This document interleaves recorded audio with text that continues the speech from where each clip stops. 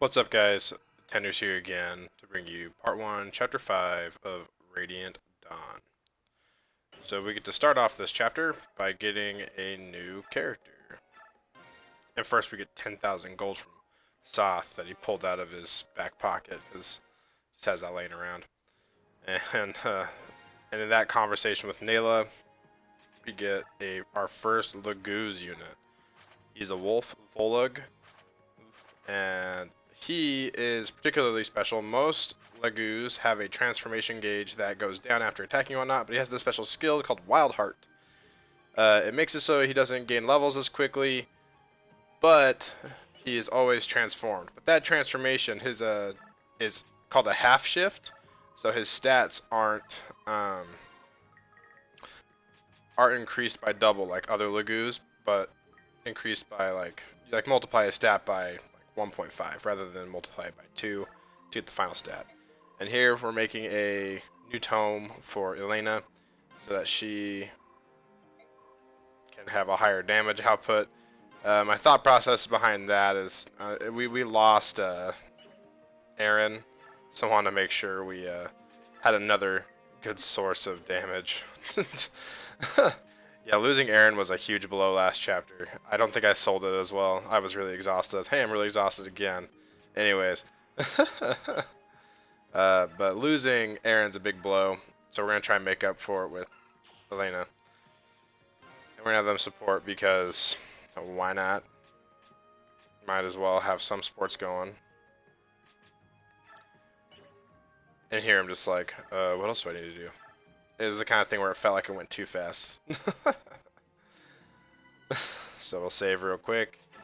We're heading out to find the supposed King of Dan, because he says he's the King of Dan, therefore he is the King of Dan. And by he says, I mean Izuka's like, yeah, he's the King of Dan, what's up?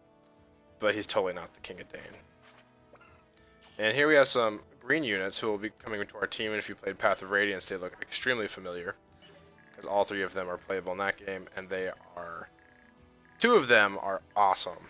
Taranio is, or Taronio, I don't know, that's another one of those names where I'm just like, whatever. The white general over there, armored knight super guy over there, he is a great pre-promote, but we will not be taking advantage of him very much in this run. I mean, we will be in these few Dawn Brigade chapters where he's really useful, but otherwise we're just gonna kind of, I don't know, endgame he loses his usefulness. He doesn't grow very well. He's really good bases, but we'll talk about that more when we actually get to use him. Right now he's just kind of gonna sit on that defend spot and defend it for us, while our units bumble around trying to survive. You got those three units up there that are super capable of taking care of themselves, even on hard mode. And then we have our squad of, you know, ignorant, awful units. Alright, so our first use of Volug. He is buff, super good defense. He is going to be our best unit, this map. The only thing that he lacks is a ranged attack. Other than that, he has great speed, great attack, and great defense for this point in the game. Only kind of matched by Soth at this point, but I don't know. Soth, I guess the only thing Soth has over him is Meg sucks. The only thing that Soth has over him is his speed. Maybe, I don't even know. Maybe not even speed. I would have to check. But anyways, and not speed. I meant to say 2 range. He definitely has 2 range over. Heal up Volug to give Lara some experience. We bought Lara a men's staff as well. I don't know if I did that last chapter or this chapter. Either way, she has a men's staff now, just in case her magic doesn't quite cut it for a full heal. Especially on, like, Nolan, as he gets more HP, and Soth and Volug. So the whole point of this map is to keep the space that Taranio, the white general up top, is sitting on, keep enemies from reaching that space. So as I said before, these green units are extremely capable of taking care of themselves, so we do not need to really worry about their safety. The only person that can really die up there is Jill. I mean, I guess Zahart could die if he got really unlucky, but again, that he would have to get hit by quite a few attacks, and his avoid for this point in the game is pretty high. But luckily, Jill comes with a ranged attack, so she can use a ranged attack and then fly away with Canto, which is a skill that all mounted units have, where they are able to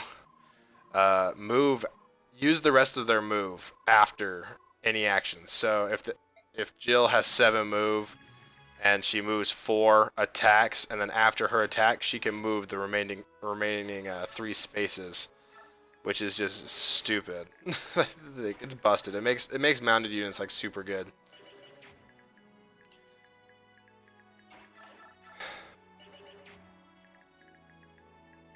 Another interesting facet. I think facet's a funny word. Anyways, another interesting point of this map is the ledged little like the ledge in there. The Soth is up there. That square. Controlling that square makes this map a lot easier, and it becomes a fun. I think it's a fun little strategical spot to place a few units. And if you remember, ledges give. If you have the if you're higher up on a ledge, you get a major hit and avoid boost.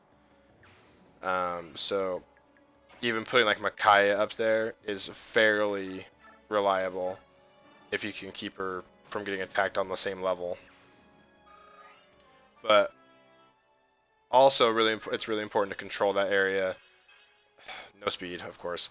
It's also really important to control that area to keep enemies from dropping down from the ledge so your weak units get overwhelmed. So usually this map kind of consists of throwing Soth and Volug up there to kind of choke the point. And if you can, squeeze Micaiah some kills. And then just kind of survive with all the rest of your units while the green units up top take care of what they need to. Pretty simple, straightforward map at this point. Man, what kind of armor knight only has 21 HP at base? I'm sure there's plenty. Like, look at this. You won't get touched. And just like free hit. It's awesome. Ledges are the best, and you can take advantage of them. They are extremely frustrating to deal with if the enemy has the advantage, though, as you would think. Look at that, they're not even attacking, they're just getting up in their grill. That's funny when that happens.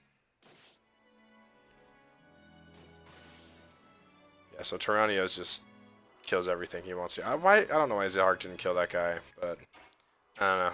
Better safe than sorry.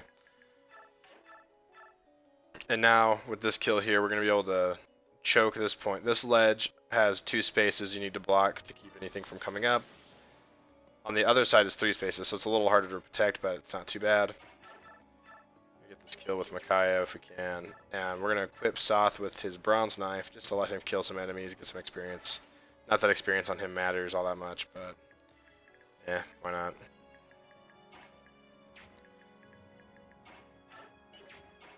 And even though this is like a defend map and you only have to defend for 6 turns, it's like the longest 6 turns of my life.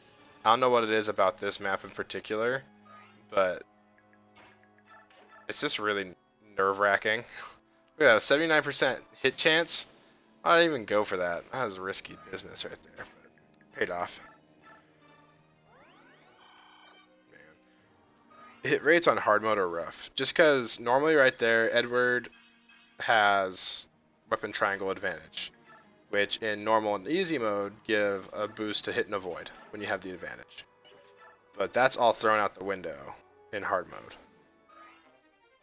And I've talked a little bit about biorhythm before. I should talk more and show it off a little bit. Oh, Meg. Oh, Meg. So, just... I don't know why. I'm finding myself... I played this like 4 or 5 days ago now. Is it that long? It's like 3 or 4 days ago now. And I just find myself being extremely frustrated that like my units can't take more than 1 hit. Like no one can. That's so annoying to deal with. sure, you have Nolan who can take a couple. You have Soth who can take a few, and he'll dodge a lot. But when you have like one of your one of your three remaining frontline units take one hit and they're like 6 HP away from dying, that is so frustrating to deal with. Edward is a tough unit to train up and baby along if you want to use him. But yeah, I don't know. Probably worth it because I like him, and especially since Aaron's gone. And after a few level ups, Aaron starts to snowball and can be really useful. So there, I want to give Micaiah that kill and just like let her sit there, but it's so risky because, I mean, yeah, sure, it's like a 20% or less chance of her getting hit. Here it's a 0, so it's totally safe. But there's some, like, 20% chance of getting hit by that archer. And if she gets hit once, she's dead. It's just so nerve-wracking.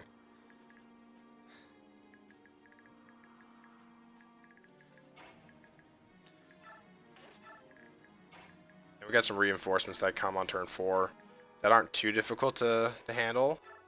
They are really just a minor annoyance.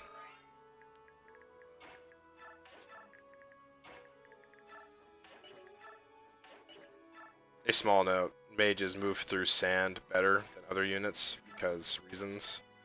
I think that, like, they give an explanation for it in some other Fire Emblem game. Look at that. Look at that BS. Meg got stabbed twice and died. I don't even care that she's gone. I will not miss her in the slightest. She is useless. I should have checked the math and everything. I get it. Like, that guy must have a steel lance or something. But as an armor knight, you can't tank 2 hits and not die. Like, Meg is bad. I don't care who you are and what you say. Meg is not a good unit. Granted, armor knights usually aren't good units, but she is a special kind of bad when it comes to armor knights. The one thing armor knights are supposed to be good at, Meg sucks at, which is defense, taking hits when you need to. She almost died there, Jill did, which would have been frustrating because all they have to do is survive, and you get to recruit them all for the next chapter, which is super nice. Risky business right there, 26 hit. Which, I don't know, it's kind of a popular thing to talk about nowadays, is the whole true hit thing, where in like Fire Emblem 6 and onward, and there's some variation throughout, but essentially through the modern Fire Emblem games, if like a unit has a 91% chance of hitting, it's like closer to something ridiculous like 97 or 98% chance of hitting. There's a chart, there's charts for it online and everything. And this is because, for whatever reason, they decided to roll 2 random numbers and average those numbers to get for the number that compares against your hit chance to see if you actually hit.